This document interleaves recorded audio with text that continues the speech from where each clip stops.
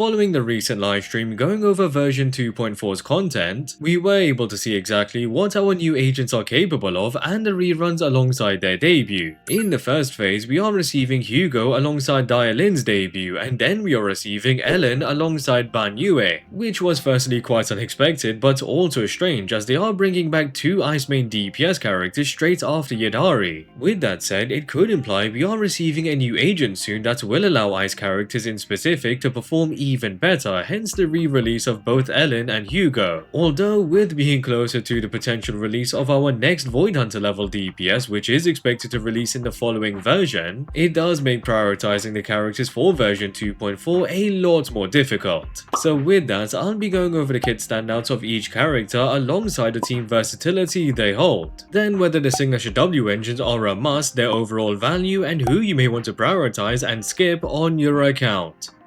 As always, if you are interested in more ZenlessZoneZero content, would very much appreciate it if you could subscribe and drop a like if you enjoyed the video. But just before we do begin, if you are in need of some additional monochrome so you can secure an upcoming character or two, then you may want to check out this sponsor. Lootbar is a reliable and secure top-up platform that allows you to pick up game currency for an even lower price than in-game. Such as with ZenlessZoneZero, you are able to pick up selected items with up to 23% off. So if you are thinking about picking up some polychromes or even simply just renewing your Interdot membership, then you may as well pick it up using Lootbar to save some money. All you need to do is head to the website and click on whichever pack you would like to pick up, then fill out your game account UID and server region, choose your preferred payment method, and in a couple of minutes you will receive your polychromes. Also, as usual, the double top-up bonus will be provided even when going through Lootbar, so you aren't missing out. Lastly, as of now, new users are eligible for a 10% off coupon along with a bunch of other coupons for an extra discount. So again, if you are looking for a quick and safer way to pick up discounted game currency than other websites, be sure to check out Lootbar through the link in the description. Kicking this off with the return of Hugo since his initial release back in 1.7. Hugo is an Ice DPS attacker with the ability to deal massive amounts of burst damage in a short window, alongside providing himself with massive self-damage increase buffs, but in exchange will require a certain composition to be utilized. The core passive does make him quite reliant on being placed alongside two stun agents, considering he receives an attack bonus of 300 with one agent and 900 with two stun agents. Though in addition to that, the unique mechanic and most valuable aspect within Hugo's kit will be his attacks that trigger the Totalize effect, considering the damage multiplier of the finishing move is increased by 1000%. In order to trigger the Totalize effect with either the EX special attack or ultimate, the enemy will need to be stunned, which is even more of a reason Hugo would then need to be placed alongside two stun agents so that he can trigger the Totalize effect as often as possible. Though it doesn't even stop there, since depending on the stun duration remaining on the enemy, the skill that triggers Totalize will have their damage multiplier increased by up to an additional 3400%. Now that's alongside being able to deal a lot of additional days depending on the remaining stun duration, and with the second core passive providing various bonuses, such as a 15% chain damage increase, an additional 35% damage increase against normal enemies, and a 40% damage increase when triggering the Totalize effect, alongside even generating additional energy when triggering the EX special attack. It's pretty clear to see Hugo is capable of obtaining and stacking a ridiculous amount of buffs, and they would be dependent on being alongside two stun agents. Now the two stun characters Hugo would want to be paired alongside the most would of course be Lighter and Lycan, given they both can buff Hugo's ice damage further alongside providing a few additional buffs, such as additional ice damage, a stun damage multiplier increase, and reduces ice resistance on enemies. So that alongside the fact Lycan is fortunately a standard banner unit, it means building Hugo's best in slot composition would be a bit easier than others. Alternatively, you could use most stun characters such as Trigger and Jufufu simply to enable activating the Totalize effect, which ultimately means Hugo does have solid versatility despite requiring a certain composition of being alongside two stun agents. Although with content progressively becoming more difficult and with newer and more powerful units releasing, it would be advised to have both Lighter and Lycan if you are intending to use Hugo to clear most difficult content.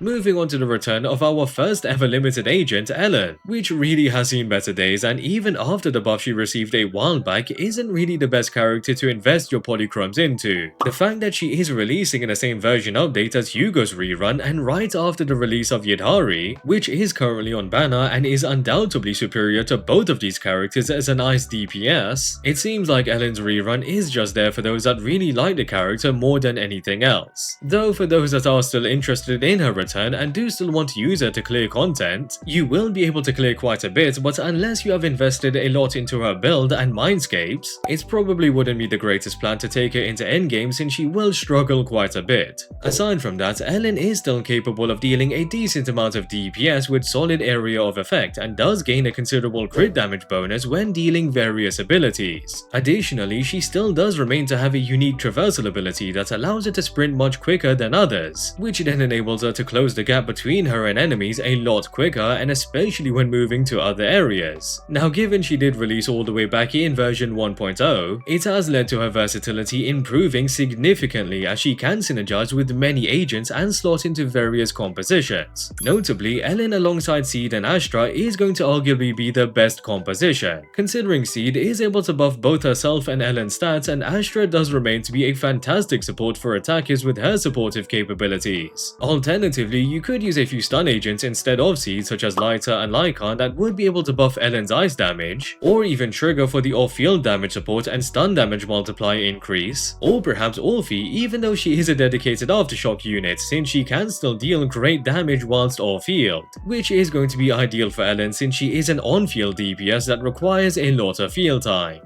So overall, it's fair to say Ellen has become much more versatile with the introduction of newer stun agents and attackers to form dual attacker compositions. But the fact that much more powerful ice DPS characters such as Miyabi, Yidhari and Hugo still remain and would perform much better as an ice DPS, it means unless you really like the character more than anything, Ellen for the most part is going to be a character you may want to avoid considering next update.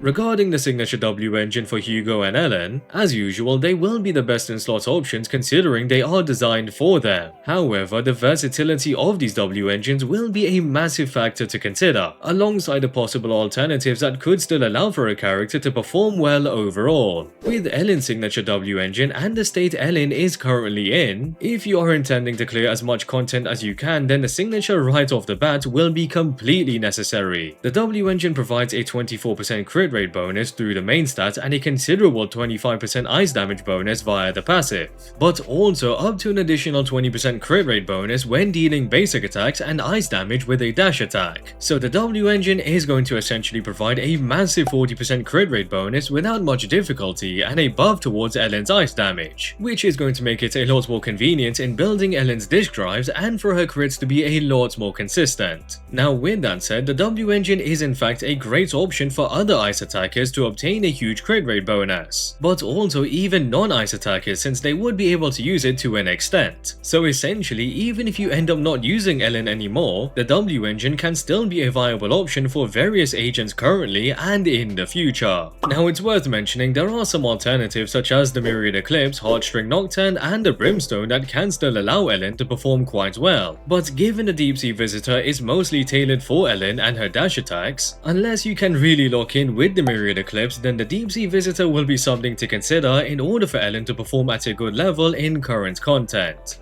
Now with Hugo's W engine, the Myriad Eclipse being mentioned, alongside it being only viable for ice attackers, the effects within the passive are kinda tied to more of a burst damage playstyle. The main stat offers a 24% crit rate bonus and the passive offers an unconditional 45% crit damage bonus. Alongside when either using the EX special attack, chain attack or ultimate to deal ice damage, the effect Absolute Zero Death Sentence is provided for a mere 3 seconds, but within that short duration, the character will ignore 25% of enemies' defense when landing a hit. So for an agent such as Hugo that deals most of his damage in literal seconds with his skills that trigger the totalize effect, it allows the Myriad Eclipse to be perfect and enables them to deal significantly more damage than with any other W engine. Of course, it goes without saying that the Deep Sea Visitor will be a solid alternative just as the Myriad Eclipse is for Ellen, but the damage increase Hugo gains from his own signature is quite the difference, and so would make it worth it if you intend to clear majority of content. yet. However, if you aren't able to afford it or are put off from its lack of versatility to fully utilize the passive, then obviously the Deep Sea Visitor alongside the Heartstring Nocturne and other W engines that provide an unconditional crit bonus would be solid alternatives, especially since they would still allow Hugo to be a great character since he does have a ridiculous amount of buffs already built into his kit.